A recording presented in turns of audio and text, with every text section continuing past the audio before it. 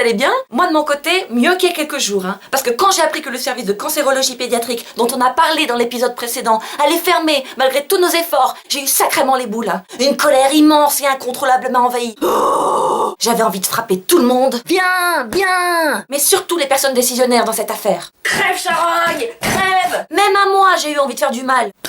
Je me suis quand même créé un torticolis et un urticaire géant. Non mais t'imagines? Mais heureusement, un couple extraordinaire, Johan Razanamahai et Tal Scheller, m'a évité le pétage de plomb en m'invitant chez eux dans la Drôme et en m'expliquant que les émotions, ça se gère. Quand on serre toutes les émotions à l'intérieur et qu'on les garde, ce contrôle permanent fait que notre immunité est bloquée et on va faire des maladies qui vont nous montrer que simplement on vit d'une manière qui n'est pas juste. Si on garde la colère, on se meurt dedans et on tue les autres avec sa colère parce qu'on pollue l'atmosphère. Idéalement, il faut que nos colères sortent sans agresser quelqu'un. Si tu sors ta colère en tapant sur les gens, après ceux que tu as frappés vont venir te rendre les coups. Et puis au passage, je te rappelle que tu peux finir en tôle. La solution est simple. Ta colère, tu vas la laisser sortir de ton corps comme un enfant de 3 ans.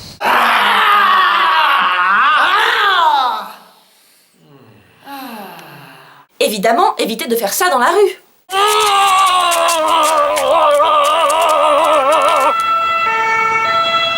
Alors, isolez-vous, et si ce n'est pas possible, il reste ce que Tal et Johan appellent la version HLM. La même chose, mais sans le son.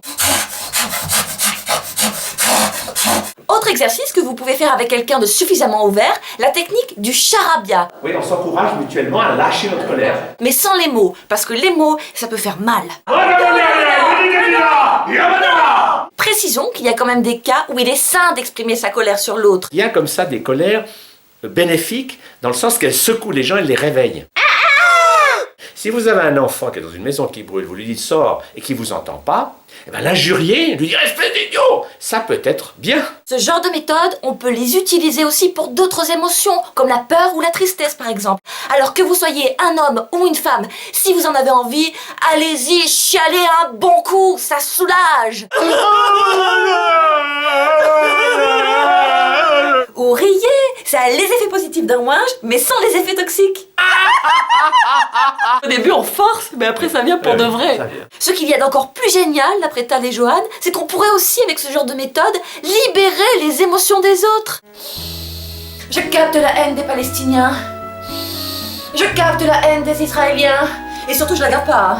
Et je lâche.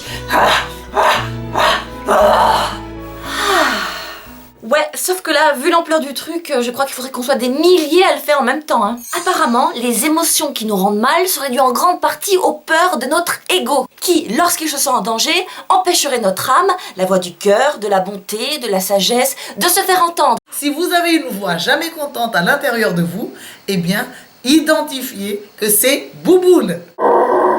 Son jeu préféré, c'est de nous exciter sans arrêt. Pour qu'on soit sous stress, c'est de nous pousser sans arrêt au combat, au conflit, à démolir. T'es nul, tu mérites de souffrir, les êtres humains sont pourris, surtout ceux qui ne pensent pas comme toi, n'aie confiance en personne. C'est très facile de guérir Bouboule. C'est très facile de lui retirer le pouvoir des mains. Par exemple en disant « Couchez Bouboule, ça va mon chien, je t'entends. Je vais t'aider à sortir aussi ta colère à toi. Mais je ne veux plus que tu attaques qui que ce soit. Parce que quand tu attaques, ça me fait mal. Parce que les autres font partie de moi. Ce sont mes frères et sœurs. Nous sommes une grande famille. » Donc vous l'avez compris, le but ce n'est pas de tuer Bouboule, mais de l'apprivoiser, de l'éduquer. Un bon chien. Bouboule, chien méchant, pitbull, je vais en faire un Saint Bernard qui porte secours à l'humanité.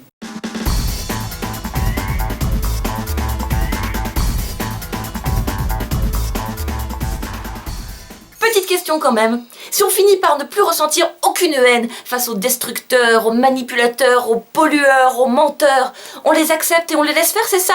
On arrête toute action militante? Au lieu de se diriger vers la société pour tout casser avec des cris, avec des tas de colère, Ah bah les gauchos, ah bah les fachos, tous au cachot. on se dirige vers la société en lâchant d'abord ces tensions avec la mentalité de soigner cette société et de soigner les dirigeants. Nous aurons tous à y gagner.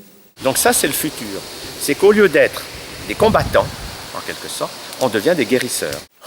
On peut donc continuer à s'engager, mais plus avec la même intention. Oui, mais la maladie et le conflit, ça crée de l'emploi. Calme-toi, n'aie crainte, couchez Bouboule. C'est vrai que ça changerait notre société en profondeur, nos valeurs, nos institutions, notre manière de vivre. Et alors, n'ayons pas peur du changement. Plus il y a de gens qui apprennent à être heureux avec eux-mêmes, plus ça devient comme une épidémie. Nous, on dit avec humour que la prochaine maladie, la prochaine pandémie mondiale, c'est la maladie du bonheur. Merci Joanne, merci Tal pour votre joie de vivre qui m'a fait un bien fou. Si vous avez envie d'en savoir plus sur leurs enseignements, c'est ici.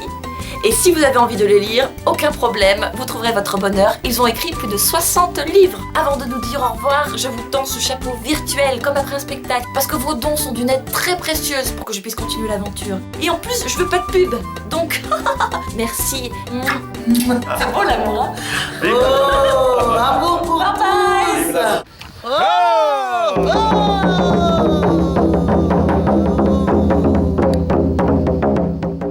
Ewa, chante.